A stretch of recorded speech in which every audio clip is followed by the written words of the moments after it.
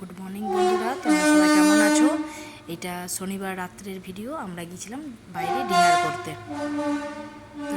Dinner করতে গেছিলাম সান and moon রেস্টুরেন্টে। ওখানে আমরা কী খেলাম চলো তোমাদের সাথেও একটু শেয়ার করি। প্রথমে গিয়েই স্টার্টার আইটেম আনিয়েছিলাম সল্টেড পেপার চিকেন। এটা দারুণ ছিল, খুবই ক্রিস্পি ছিল আর খুবই ভালো ছিল।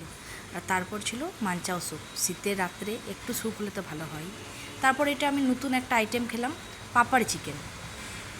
এটা পাপাড় চিকেন নাম দিয়েছিল, কিন্তু দেখলাম বাইরেটা যতটা ক্রিস্পি ভেতরটা ততটাই সফট। এটা খেতে দারুণ ছিল, এটা আমি প্রথমবার খেলাম। তারপর ডিনারে অর্ডার দিয়েছিলাম তন্দুরি রুটি, পনির আর অনিয়ন স্যালাড। খাওয়া দাওয়া কমপ্লিট করলাম, খুবই ভালো খাওয়া দাওয়া করেছিলাম, খুব মজা করেছিলাম। তারপর বাড়ির জন্য রওনা দিলাম। তোমাদের সাথেও আবার পরে দেখা হচ্ছে অন্য একটা ভিডিও নিয়ে। বাই।